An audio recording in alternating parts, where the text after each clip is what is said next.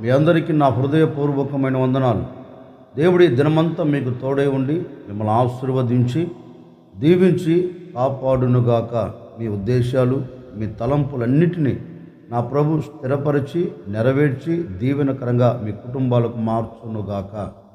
పరిశుద్ధ గ్రంథంలో నుండి 40వ కీర్తన 5వ చరణాన్ని నేను చదువుతూ ఉన్నాను. ఈ పరిశుద్ధ గ్రంథమైన బైబిల్ తెరచి చూడండి.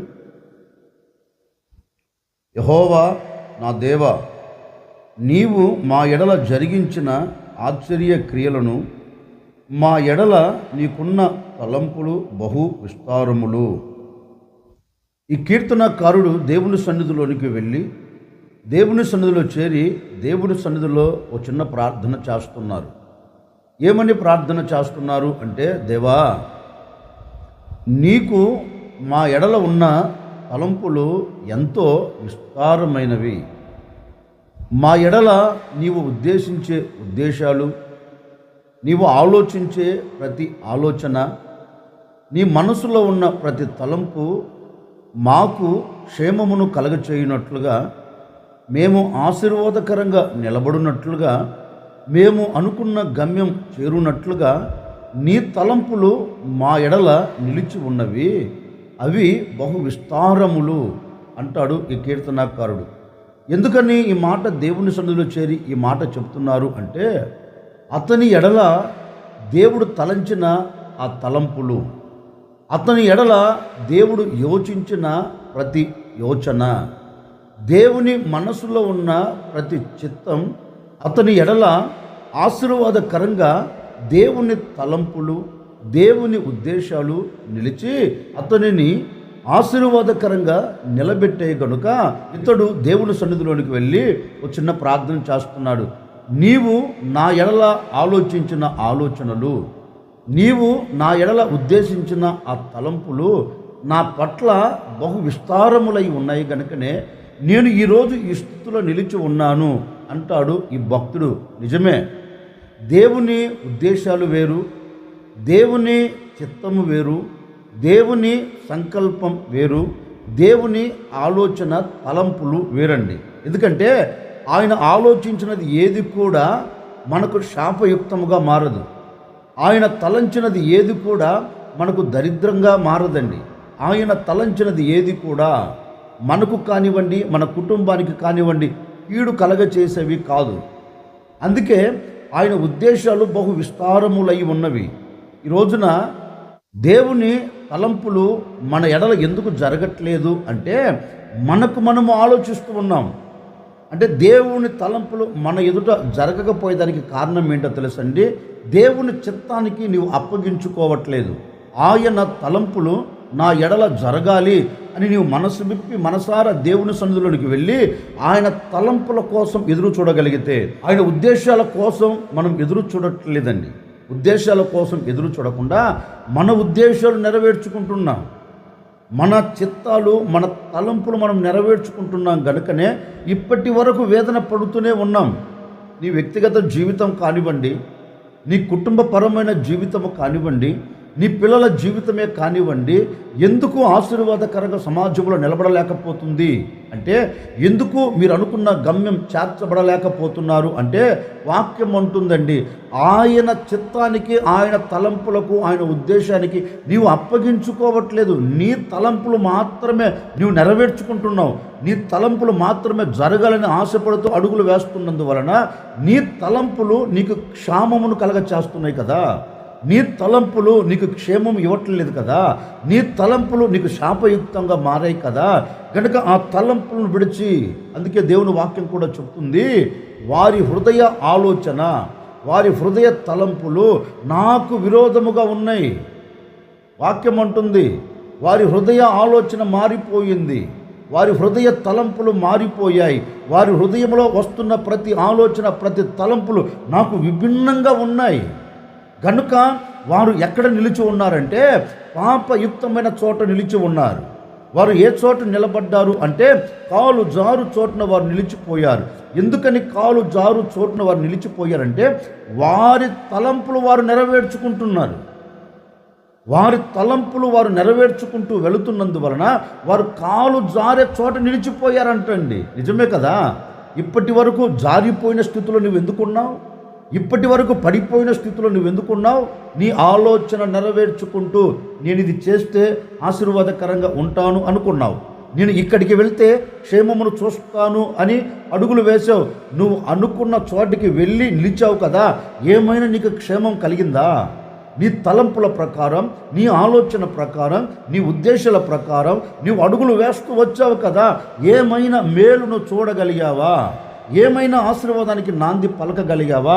అనుకున్న గమ్యము చేరి ఆనందకరంగా నీకు కలిగిన సమస్తం నిలిచి ఉన్నారా అంటే ఆనందానికి బదులు శాపాన్ని చూస్తున్నావు, ఆనందానికి బదులు దుఃఖాన్ని చూస్తున్నావు, ఆనందానికి బదులు క్షేమాన్ని చూడవలసిన నీవు క్షామమును అనుభవిస్తూ ఈ రోజున కుటుంబం నరకయుక్తముగా మారిందండి. కారణం ఏంటంటే నీ తలంపులు నువ్వు నెరవేర్చుకుంటూ వస్తున్నందువలన ఇప్పటి వరకు నీకు ప్రతికూలతలే కానీ అనుకూలతలు ఏమైనా జరుగుతూ వచ్చాయండి? ఏమీ జరగలేదు. కారణం ఏంటో తెలుసా? నీ తలంపులు నువ్వు నెరవేర్చుకుంటూ వస్తున్నావు. అందుకే నీ తలంపులను తీసి నీవు దేవుని చిత్తానికి అప్పగించుకోగలిగితే, అయ్యా నీ తలంపులు నా ఎడల జరిగించు, నీవు ఆలోచిస్తున్న ఆ ఆలోచన నా కుటుంబానికి క్షేమమును కలగచేస్తుందయ్యా, నీ తలంపులు నా కుటుంబం పట్ల నెరవేర్చవా అని నువ్వు కోరుకోగలిగితేనండి, కనికరము కలిగిన దేవుడు ఈ దినము నుండి ఆయన తలంపులు నీ ఎడల బహు విస్తారముగా మార్చబోతూ ఉన్నారు. అందుకని ఈ రోజు నుంచి నీవు తలంచేది ఏది కూడా నీవు నీ ఆలోచన ప్రకారం తలంచకుండా దేవుని ఉద్దేశానికి నువ్వు అప్పగించుకోగలిగితే, దేవుని ఆలోచనకు నువ్వు అప్పగించుకోగలిగితే, దేవుడు నీకు ఆలోచన చెప్తున్నప్పుడు నువ్వు శిరస్సు వంచగలిగితే ఆయన ఆలోచన నీకు క్షేమమును కలగచేస్తుందండి. అందుకే ఇర్మీయా గ్రంథంలో కూడా ఒక శ్రేష్టమైన మాట రాయబడింది. నేను ఉద్దేశించిన ఏ ఉద్దేశాలు మీకు హానికరములు కాదు. అంటే దేవుడు ఒక వ్యక్తిని గూర్చి ఉద్దేశిస్తే, దేవుడు ఒక వ్యక్తిని గురించి ఆలోచిస్తే, దేవుడు ఒక వ్యక్తి పట్ల తన తలంపులను ఆలోచించి అడుగులు వేస్తే ఆ ఆలోచన కానివ్వండి, ఆ తలంపులు కానివ్వండి, ఆ ఉద్దేశాలు నీ కుటుంబానికి హానిని కలగచేయవట, నీ కుటుంబానికి మేలును కలగచేస్తాయంట, నీ కుటుంబానికి అవి సమాధానకరమైన ఉద్దేశాలని పరిశుద్ధ గ్రంథం చెబుతుంది. అంటే దేవుడు నీ పట్ల ఒక ఆలోచన కలిగి ఉన్నాడు అంటే అది నీకు క్షేమమును కలగచేస్తుంది. ఆయన ఉద్దేశం, ఆయన తలంపు నీకు హానిని తీసుకొని రాదు. ఆయన ఉద్దేశాలు నీకు నీ కుటుంబానికి సమాధానకరంగా ఉండగలుగుతాయండి. అందుకని ఈ ఉదయకాల సమయంలో నువ్వు చేయవలసింది ఒక్కటే, ఆయన ఉద్దేశానికి, ఆయన చిత్తానికి నువ్వు శిరస్సు వంచగలిగితే ఆయన తలంపులు మీ కుటుంబాల పట్ల నా దేవుడు అత్యధికముగా జరిగించబోతూ ఉన్నారు. మీ ఎడల ఉద్దేశించిన ఆ ఉద్దేశాలు ఆయన ఉన్నతమైనవి. మీ ఎడల ఉద్దేశిస్తున్న ఆయన ఉద్దేశాలను ఎలాంటివో తెలుసా? క్షణికమైపోయాయి కాదండి, ఉన్నతమైన ఉద్దేశాలు మీ ఎడల ఆయన కలిగి ఉన్నాడు. కానీ నీవు ఏ ఉద్దేశం కలిగి ఉన్నావంటే క్షణికమైపోయే ఆ ఉద్దేశాన్ని కలిగి అడుగులు వేస్తున్నావు. క్షణికమైపోయే ఆ తలంపులతో నీవు అడుగులు వేస్తున్నందువలన ఇప్పటి వరకు ఏది జరగక అలాగే కుప్ప కూల్చబడుతున్నావు కదా. రోజులు గతించిపోతున్నాయి, దినాలు దొర్లిపోతున్నాయి. ఏమైనా నీ బ్రతుకులో మార్పు కలుగుతుందంటే మార్పు కలగట్లేదు. కారణం ఏంటి అంటే సంకుచితమైన తలంపుతో నువ్వు అడుగులు వేస్తున్నావు, క్షేమము కాని ఆలోచనతో నువ్వు అడుగులు వేస్తున్నావు, దీవెనను కలగచేసే ఆలోచనతో నువ్వు అడుగులు వేయట్లేదు. నీకు నచ్చినట్లు, నీకు మెచ్చినట్లు నువ్వు ఆలోచిస్తూ అడుగులు వేస్తున్నందువలన ఈనాటి వరకు కన్నీరే చూస్తున్నావు. అందుకే దైవ సేవకుడైన మోషే కూడా ఇశ్రాయేలుతో ఒక శ్రేష్టమైన మాట చెబుతారు. చూడండి, దేవుడు ఐగుప్తు దేశంలో నుంచి మిమ్మల్ని విడిపించి వాగ్దానం చెప్పిన దేశంలోనికి మిమ్మల్ని తీసుకుని వెళుతున్నారు. మీరు ఆ దేశంలో మీరు అనుకున్నది నెరవేర్చబడాలి అంటే, మీరు చేయబోతున్న ప్రతి ప్రయత్నం సఫలము కావాలి అంటే, మీరు అడుగు పెట్టిన చోట మీరు జయమును చూడాలి అంటే మీరు చేయవలసింది ఏంటో తెలుసా? మీ హృదయ తలంపుల విషయమై మీరు జాగ్రత్తగా ఉండాలి. అంటే మీ హృదయ ఆలోచనలు మారిపోయాయి అనుకో, దేవునికి విరోధముగా, దేవునికి నచ్చని రీతిలో మీ హృదయ తలంపులు మారిపోయాయి అనుకో, నిశ్చయముగా మీరు అనుకున్న గమ్యం చేరలేరు. మీరు చేసే ప్రతి ప్రయత్నం విఫలమైపోతుంది కానీ సఫలత కాదు. కనుక మీ హృదయ ఆలోచనలు మార్చుకొని మీ హృదయ తలంపులు మార్చుకొని మీ దేవుడైన యెహోవా మీకు ఇస్తున్న ఆ దేశములో మీ తలంపుల విషయంలో జాగ్రత్తగా ఉండాలి అని దైవ సేవకుడు వారితో చెప్పారు. ఎందుకు చెప్పారు అంటే ఆ శ్రేష్టమైన ఆశీర్వాదానికి ఈ ప్రజలు దూరం కాకుండా, దేవుడిచ్చిన ఆ దీవెన పోగొట్టుకోకుండా, దేవుడిచ్చిన ఆ సత్తువ కలిగిన భూమికి దూరం కాకుండా ఈ దైవ సేవకుడు ఒక హెచ్చరిక చేస్తున్నారు. మీ హృదయ తలంపుల విషయములో, ఎందుకంటే మనం అనుకోవచ్చండి నా హృదయ తలంపు సరిగ్గా ఉందండి, నా హృదయ ఆలోచన సరైనదే అని మనం అనుకోవచ్చు. కానీ వాక్యం అంటుంది నీ హృదయములో ఆలోచన పుట్టక తొలికే, నీ హృదయంలో తలంపు పుట్టక తొలికే నీ తలంపును ఆయన ఎరిగాడు. మన హృదయం సరిగ్గా ఉందని మానవునితో చెప్పగలం, కానీ మహిమ కలిగిన దేవుడు, మనసును నిర్మించిన దేవునితో మనం చెప్పగలమా? మనం చెప్పలేమండి. అందుకే వాక్యం అంటుంది ఈ హృదయమునకు ఆలోచన రాక తొలికేట ఆయన నీ హృదయ ఆలోచన ఎరిగాడట. అందుకే మోసే అంటారు మీ హృదయంలో ఆలోచన పుట్టక దొరికి ఆయన ఆలోచన ఎరిగాడు. మీ హృదయంలో ఆలోచన రాకతోనికే ఆయన ఆలోచన గుర్తించాడు. కనుక మీ హృదయ తలంపు విషయంలో మీరు జాగ్రత్త పడకపోతే, మీ హృదయంలో వస్తున్న ఆలోచన విషయంలో మీరు ఆచితూచి అడుగులు వేయకపోతే నిశ్చయముగా ప్రమాదంలో పడుతారు, నిశ్చయముగా మీరు అనుకున్న దీవెనను మీరు చూడలేరు అని ఒక హెచ్చరికతో కొన్న మాట చెప్పారండి. నేను కూడా ఈ ఉదయకాల సమయంలో ఒక సేవకుడిగా చెబుతున్నాను. ఇప్పటి వరకు నీ ఆలోచనను బట్టే కదా శాపములను చూస్తూ వచ్చింది, నీ తలంపును బట్టే కదా నీవు అనుకున్న విజయాన్ని చూడలేకపోతూ వచ్చింది. నీ హృదయంలో పుడుతున్న చెడు ఆలోచన, నీ హృదయంలో పుడుతున్న దేవునికి వ్యతిరేకమైన ఆలోచన కలిగినందువలనే కదా ఇప్పటి వరకు నువ్వు అనుకున్న చోట నిలబడలేక, ఇప్పటి వరకు నువ్వు చేయదలిచినది ఏది కూడా ఆశీర్వాదకరంగా మలచబడక, ఇప్పటి వరకు నువ్వు పట్టుకున్న దానిలో అపజయం కలుగుతూ, ఇప్పటి వరకు శాపయుక్తముగా నీ బ్రతుకును ఈడ్చుకుంటూ వస్తున్నావు. ఈడ్చుకోవటమే కాదండి, నీ బ్రతుకును ఈడ్చుకుంటూ రావటమే కాదండి, ఒక ప్రక్క గుండె పగిలిపోయిన స్థితిలో కన్నీరు కారుస్తూ నాకే ఎందుకు ఇలా జరుగుతుంది, నేనే ఎందుకు ఇలా మార్చబడుతున్నాను, నేనే ఎందుకు ఇలా సాగి వెళ్ళగలుగుతున్నాను, నాకే ఎందుకు ఈ ప్రతికూలతలు అని గొప్పగా కోల్చబడిన రోజులు లేవంటారా?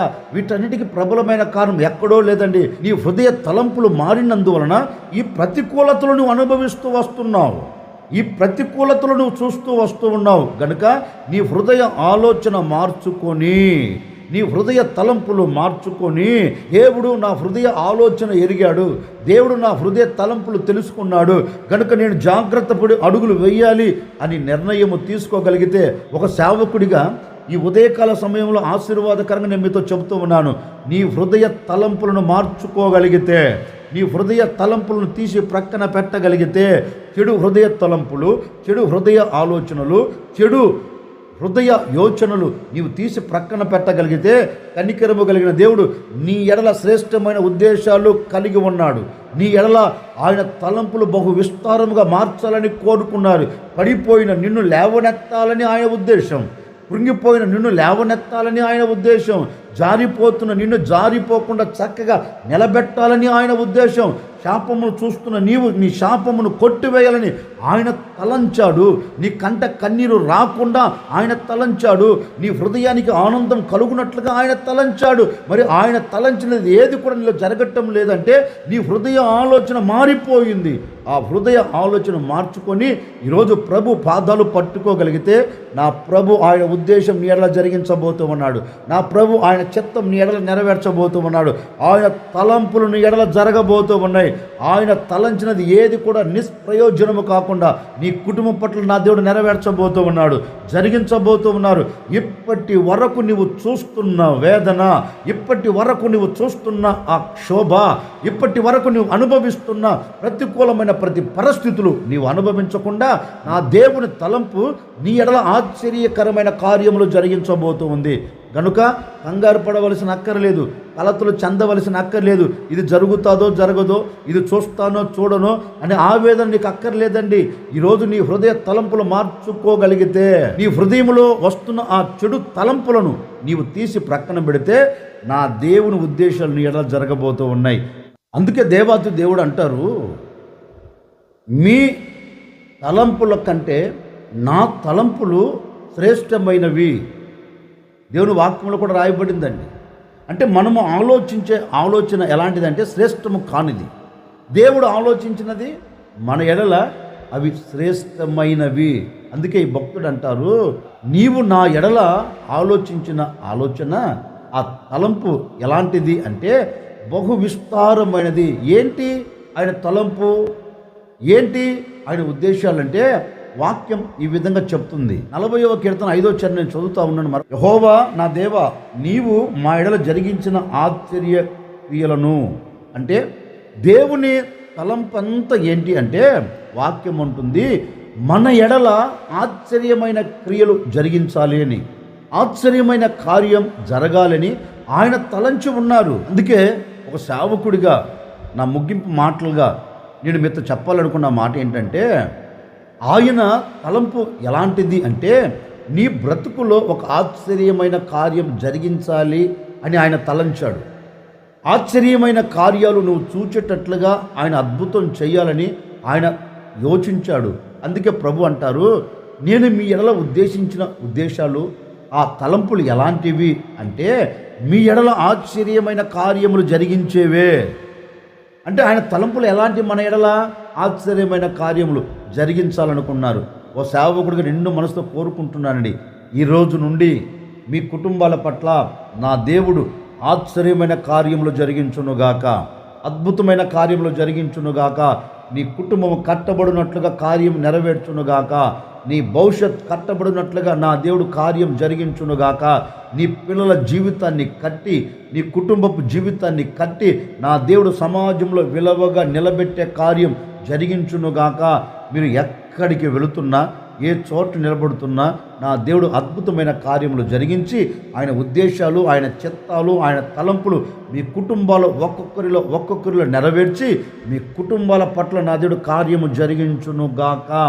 ఈరోజు ఒక చిన్న నిర్ణయం తీసుకొని, అయ్యా నా తలంపులు కాదయ్యా, నా ఉద్దేశాలు ఉద్రేకాలు కాదయ్యా, నీ తలంపులు నా ఎడల జరిగిస్తే అవి ఆశ్చర్య కార్యములుగా మారుతాయి అని నువ్వు ప్రార్థన చేసుకోండి. నిశ్చయముగా నా దేవుడు అలాంటి కార్యం మీ ఎడల జరిగించబోతూ ఉన్నారు. నేను కూడా మీ కొరకు ఒక చిన్న ప్రార్థన చేయబోతున్నాను. ఆశ్చర్యకరుడా మీకు స్తోత్రాలు చెల్లిస్తూ ఉన్నాం. గడిచిన దినాలన్నీ, గడిచిన రోజులన్నీ మీరు మమ్మల్ని కాపాడుతూ ఆశ్చర్యమైన కార్యాలు జరిగిస్తూ వచ్చారు. అందును బట్టి మీకు స్తోత్రము తండ్రి. మరొక దినాన్ని మీ మాటల చేత మీరు మమ్మల్ని ధైర్యపరిచారు. నిజమే, మా తలంపులు కాదయ్యా, మా ఉద్దేశాలు కాదయ్యా, నీ తలంపులు, నీ ఉద్దేశాలు ఈ ప్రజల పట్ల జరుగునట్లుగా సహాయం చేయండి. ఇప్పటి వరకు మా ఉద్దేశాలు మాకు హానిని కలగచేస్తూ వచ్చాయి, మా చిత్తం మాకు క్షేమమును ఇవ్వలేకుండా పోయింది నాయన. నీ ఉద్దేశం, నీ తలంపులు, నీ చిత్తం మా ఎడల జరిగించండి. ఎందరైతే కోరుకుంటున్నారో ఈ దినము నుండి ప్రతి కుటుంబం పట్ల మీ తలంపులు జరుగునుగాక, మీ ఆశ్చర్యమైన కార్యాలు జరుగునుగాక తండ్రి. ఈ బిడ్డలు ఎక్కడ అడుగు పెడుతున్నా, ఏ చోట నిలబడుతున్నా మీ కార్యాలు చూచుచూ ఆనందకరంగా సాగి వెళ్ళినట్లుగా అద్భుతమైన కార్యములు జరిగించమని యేసు నామములు అడిగి వేడుకొనుచున్నాము తండ్రి, ఆమెన్. ఈ దినమంతా నా దేవుడు మీ ఉద్దేశాలు, మీ చిత్తాలు, మీ తలంపులన్నిటినీ నా దేవుడు సఫలం చేసి ఆయన ఆశ్చర్యమైన కార్యాలు జరిగించునుగాక. ఆమెన్.